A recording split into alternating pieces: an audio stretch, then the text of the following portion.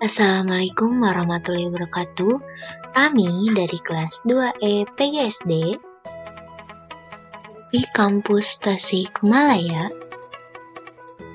kelompok 9 kurikulum dan pembelajaran akan menjelaskan mengenai hubungan pendekatan dan model-model kurikulum dengan pendekatan dan model-model pembelajaran.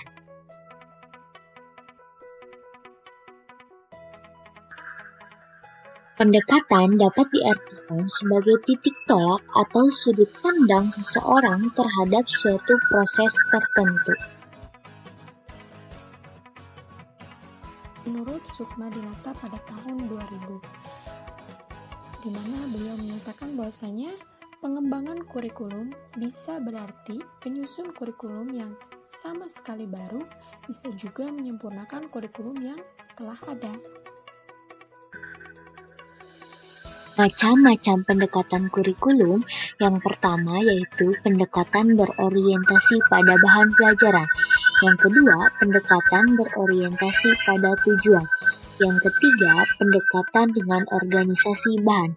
Di antaranya ada pola subject matter kurikulum dengan pola correlated kurikulum, struktural, pendekatan fungsional, pendekatan tempat atau daerah, pendekatan pola integrated kurikulum.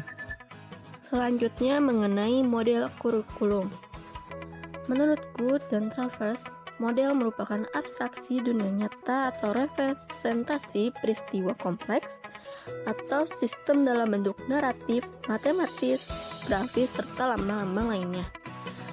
Suatu model kurikulum tidak berdasarkan kelebihan dan kekurangannya saja, namun ada pertimbangan mengenai sistem pendidikan dan sistem pengelolaannya. Setiap model kurikulum memiliki cirinya masing-masing. Berikut ini merupakan model-model kurikulum. Yang pertama, model administratif, atau disebut juga dengan model dari atas ke bawah. Karena pelaksanaannya dari atasan membentuk tim yang terdiri dari pengawas pendidikan, kepala sekolah, dan pengajar inti. Kemudian merencanakan konsep, rumusan, tujuan umum, dan rumusan falsafah yang diikuti. Kemudian yang ketiga, membentuk beberapa kelompok kerja yang nanti hasil dari kerja tersebut direvisi tim atas pengalamannya. Yang kedua, ada model dari bawah atau grassroots.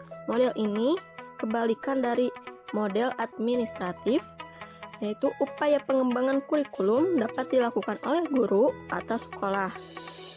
Cara pelaksanaannya dimulai dari inisiatif pengembang dari bawah, yaitu pengajar, kemudian tim pengajar dari beberapa sekolah ditambah narasumber lain dari orang tua siswa atau masyarakat luas yang relevan. Kemudian pihak atasan memberikan bimbingan dan dorongan. Untuk pemantapan konsep pengembangan yang telah dirintisnya, diadakan lokakarya untuk input yang diperlukan. Yang keempat yaitu model terbalik Hill-Datada.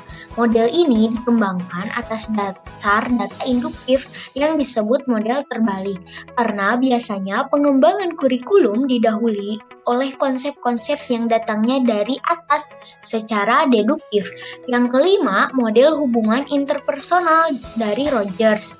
Model ini tidak memiliki satu perencanaan kurikulum yang ada, yaitu serangkaian kegiatan kelompok. Yang keenam, model action research yang sistematis. Model ini didasarkan pada asumsi bahwa perkembangan kurikulum merupakan dampak dari perubahan sosial.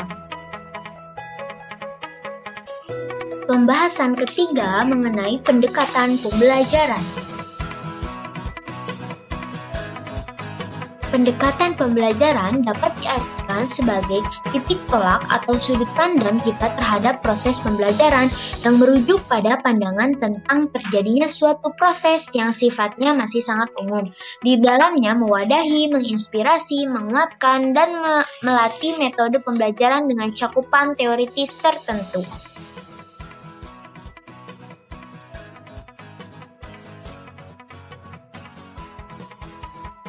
Menurut Kellen Roy, pendekatan terbagi menjadi dua, yaitu pendekatan secara teacher center, dan student center.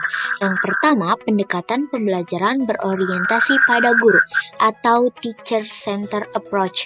Pendekatan pembelajaran berorientasi pada guru yaitu pembelajaran yang menempatkan siswa sebagai objek dalam belajar dan kegiatan belajar bersifat klasik. Dalam pendekatan ini, guru menempatkan diri sebagai orang yang serba tahu dan sebagai satu-satunya sumber belajar. Yang kedua itu pendekatan pembelajaran yang berorientasi pada siswa. Yang dimaksud pada siswa yaitu menempatkan siswa sebagai objek belajar dan kegiatan belajar bersifat modern. Pendekatan pembelajaran berorientasi pada siswa, manajemen dan pengelolaannya ditentukan oleh siswa. Pada pendekatan ini, siswa memiliki kesempatan yang terbuka untuk melakukan kreativitas dan mengembangkan potensinya melalui aktivitas secara langsung sesuai dengan minat dan keinginannya.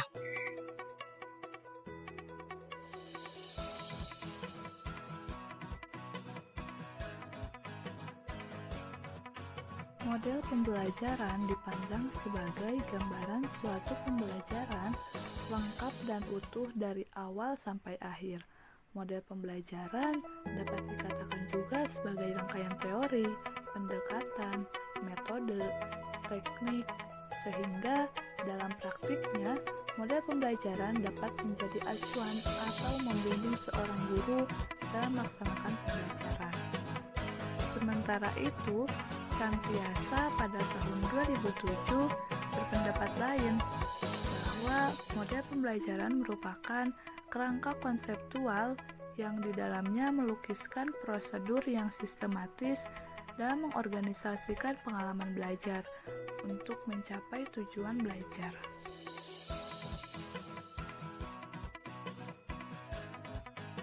Pelajaran jika ditinjau dari jenis model berdasarkan teori, itu ada beberapa jenis. Yang pertama ada model interaksi sosial.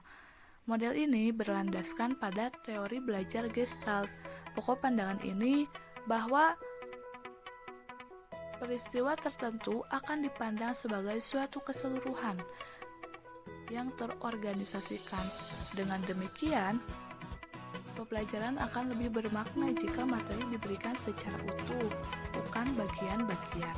Artinya, dalam penerapan model ini, pendidik akan memberikan pengajaran dengan utuh melalui metode belajar yang mengasah peningkatan kemampuan berinteraksi dengan teman-temannya, seperti kerja kelompok, pertemuan kelas, pemecahan masalah sosial, simulasi sosial, bermain peran, dan model laboratorium. Kedua, ada model pemrosesan informasi. Model pembelajaran ini didasarkan pada teori belajar Viase atau dikenal dengan teori belajar kognitif. Dalam model ini berorientasi pada pengembangan kemampuan siswa dalam memproses informasi dari lingkungan sekitarnya. Dalam proses pembelajaran terjadi penerimaan informasi yang kemudian diolah dan sampai akhirnya menghasilkan output yang berupa hasil belajar. Kemudian, yang ketiga ada model personal. Model pembelajaran ini berlandaskan pada teori belajar humanistik yang memfokuskan pada pengembangan individu. Berdasarkan teori ini, guru harus berusaha menciptakan kondisi kelas yang kondusif agar siswa merasa bebas dalam belajar dan mengembangkan dirinya, baik emosional dan intelektual. Hal ini dijelaskan dalam Toto Ruhimat dan kawan-kawan pada tahun 2011 halaman 203. Dalam model personal, ada beberapa strategi yang mendukung, di antaranya pembelajaran non-direktif atau pembelajaran yang bertujuan membentuk kemampuan dan perkembangan pribadi. Latihan kesadaran yang bertujuan meningkatkan kepedulian siswa, sinetik yang bertujuan memecahkan masalah pribadi dan lebih kreatif. Selanjutnya yaitu ada model modifikasi tingkah laku. Pengembangan model ini berlandaskan pada teori belajar behavioristik. Model pembelajaran ini lebih fokus untuk menekankan perubahan pada aspek perilaku psikologis dan pada perilaku yang tidak dapat diamati. Penerapan model ini lebih efisien dan berurutan dalam penjelasan tugas-tugas yang harus, yaitu model pembelajaran contextual learning atau belajar berdasarkan konteks yang ada. Model pembelajaran ini beranggapan bahwa anak akan belajar lebih baik jika lingkungan diciptakan secara alamiah.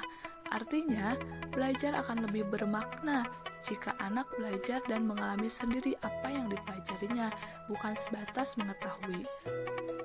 Artinya, dalam hal ini pembelajaran selalu dikaitkan dengan hal-hal yang dialami siswa, tidak hanya sebatas nalar. Pembahasan kelima yaitu hubungan pendekatan dan model-model kurikulum dengan pendekatan dan model-model pembelajaran. Hubungan kurikulum dan pembelajaran tidak terlepas dari pendekatan dan model yang digunakan. Pendekatan menekankan pada usaha dan penerapan langkah-langkah atau cara kerja dengan menerapkan suatu strategi dan beberapa metode yang tepat. Model sebagai pola yang digunakan dalam menyusun kurikulum, merancang dan menyampaikan materi, mengorganisasikan dan memilih media serta metode dalam suatu pembelajaran. Pendekatan dan model memberikan bantuan dalam melaksanakan kurikulum dan pembelajaran sehingga hal tersebut dapat menandakan adanya hubungan antara pendekatan dan model kurikulum dengan pendekatan dan model pembelajaran.